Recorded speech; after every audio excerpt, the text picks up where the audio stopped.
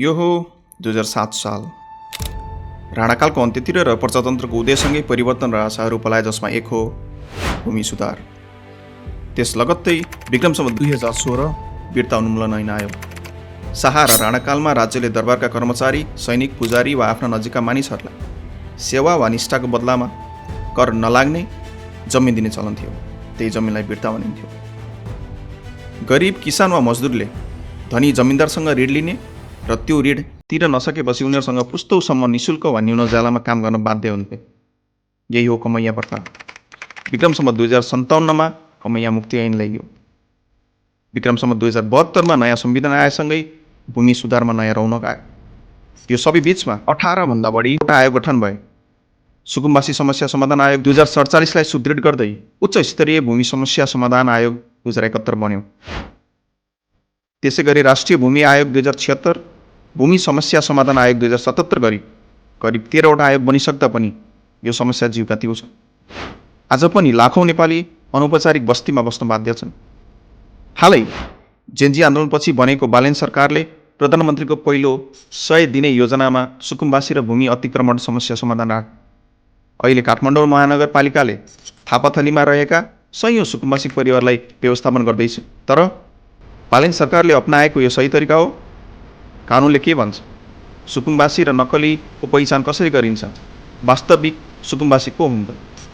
र यसमा दशकौँदेखिको फोहोरी राजनीतिका बारेमा हेर्नुहोस् टिएफपी नेपालको यो विशेष श्रृङ्खला।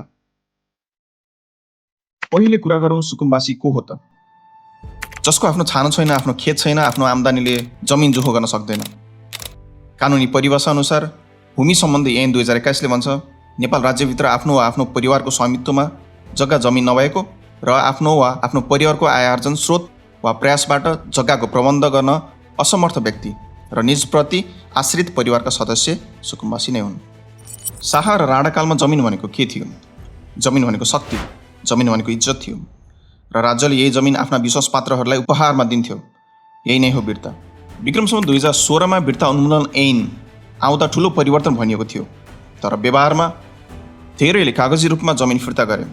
राजनीतिक प्रभाव प्रयोग गरी त्यही जमिनमा आफ्नो आफन्तको नाम दर्ता गराए। त्यसै गरी कमैया प्रथा।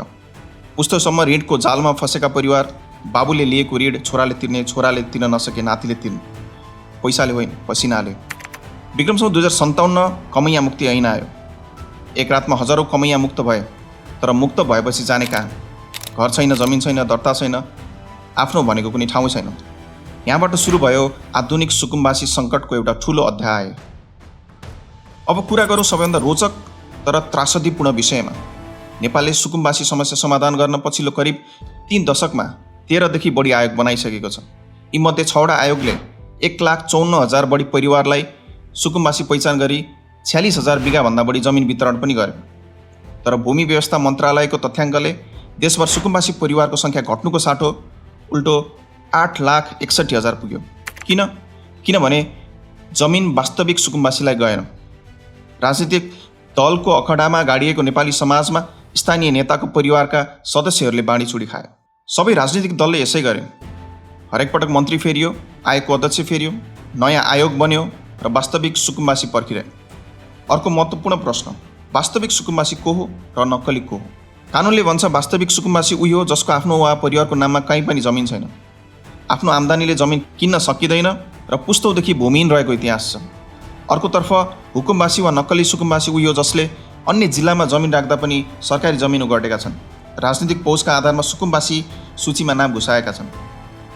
थापाथलीकै सन्दर्भमा भूमि आयोगको तथ्याङ्कले देखाउँछ त्यहाँ बस्ने मध्ये ठुलो सङ्ख्यामा यस्ता व्यक्ति छन् जसको देशका अन्य भागमा जग्गा छन्। एक रिपोर्टका अनुसार सुकुम्बासी सङ्घको अध्यक्षको श्रीमतीको नाउँमा काठमाडौँमै 3 तले भवन रहेको पाइएको छ। तर यस्ता मानिसहरू पनि छन् जो साँच्चै गरिब छन्, पुस्तौँदेखि काठमाडौँमै छन्, तर उनीहरूको जाने ठाउँ कहीँ छैन। अब आउँछ ठुलो प्रश्न। बालेन शाह जो काठमाडौँको मेयर हुँदादेखि नै सुकुम्बासी बस्ती हटाउन चाहन्थे, प्रधानमन्त्री बनेपछि उनले त्यही एजेन्डा अघि बढाए। उनको 100 बुँदे नीतिमा 60 दिनभित्र डिजिटल सर्वेक्षण र 1000 दिनभित्र सुकुम्बासी समस्या समाधान भनिएको छ। थापाथलीमा के भयो? वैशाख 11 गते रात लाउड स्पिकरहरू आए, शनिबार बिहान 6 बजेसम्म खाली गर्नुहोस्। कुनै विकल्प छैन, कुनै पुनःस्थापना योजना छैन। यो देखेर एमनेस्टी इन्टरनेसनल नेपालले तत्कालै भन्यो यो कार्य नेपालको घरेलु र अन्तर्राष्ट्रिय मानवाधिकार दायित्वलाई स्पष्ट रूपमा उपेक्षा गरेको प्रमाण हो।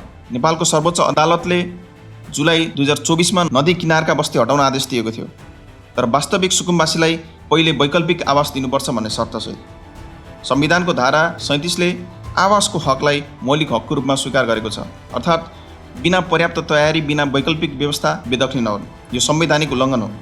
जो साँच्चीकै सरकारी जमिनमा अनधिकृत रूपमा बसेका छन्, जसको अन्यत्र जमिन छ, उनीहरूलाई हटाउनु कानुनी दृष्टिले गलत होइन भने जो वास्तविक रूपमा भूमिहीन छन्, दशकौँदेखि त्यहाँ छन्, उनीहरूलाई विकल्प बिना जबरजस्ती निकाल्नु अमानवीय र असंवैधानिक हो।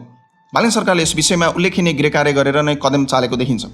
2 दिनको सूचना पर्याप्त नदेखे पनि नेपाल प्रहरी, सशस्त्र प्रहरी र ट्राफिक प्रहरीको सहकार्यमा सामान्य रूपमै टहराहरू हटाउने र असली सुकुम्बासी र हुकुमबासीको पहिचान गरी असली सुकुम्बासीलाई व्यवस्थापनको चाँजो मिलाएको छ। हालसम्म 32 घरका सदस्यले सरकारसँग दर्ता गराएका छन्।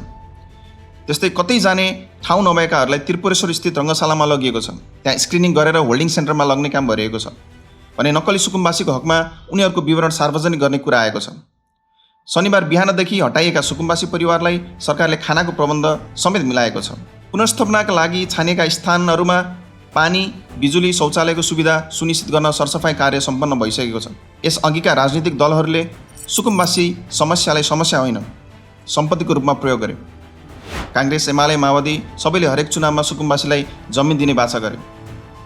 चुनाव जितेपछि ती बाचाहरू कागजमै रहे, किनभने समस्या समाधान भयो भने लाखौँ भोट सुरक्षित कसरी गर्ने। अन्तमा आयोगहरू राजनीतिक भर्ती केन्द्र बने र समस्या जिउको त्यौँ नै रह्यो। त्यसो भए अब सही बाटो के हो त? पहिलो, वास्तविक सुकुम्बासीको पहिचान, डिजिटल सर्वेक्षण, ड्रोन सर्वेक्षण र राष्ट्रिय भूमि दर्तासँग क्रस चेक गर्दै पुनर्स्थापनाका लागि पहल गर्ने र राजनीतिक हस्तक्षेप मुक्त आयोग निर्माण गरी भूमिविज्ञ, सामाजिक कार्यकर्ता र न्यायिक प्रतिनिधिको नेतृत्वमा यो समस्यालाई सधैँका लागि अन्त्य गर्ने। 7 दशकभन्दा बढी समयमा 13 भन्दा बढी आयोग बन्यो। लाखौँ परिवारलाई जमिन वितरण गरिएको भनियो, तर आज पनि थापाथलीमा एउटी आमाले रातभर आफ्नो सामान बाँधिरहन्। उनलाई थाहा छैन भोलि कहाँ जाने। बालेन सरकारसँग एउटा ऐतिहासिक अवसर छ। उनीसँग सङ्घीय सरकार छ, राजनीतिक पुँजी छ र जेन्जी आन्दोलनले दिएको जनादेश छ। वास्तविक सुकुम्बासीले आफ्नो जमिनको लागि कुर्दा कुर्दै पुस्त बित्छ र नक्कली सुकुम्बासीले राजनीतिक संरक्षणमा सरकारी जमिन ओगर्दै रहन्छन्। यो चक्र तोड्न साहस र इमानदारिता दुवै चाहिन्छ। यो बालेन सरकारसँग भएको महसुस भइरहेकै छ। तपाईँलाई के लाग्छ बालेन सरकारको यो कदम? कमेन्टमा उल्लेख गर्नुहोस्। धन्यवाद।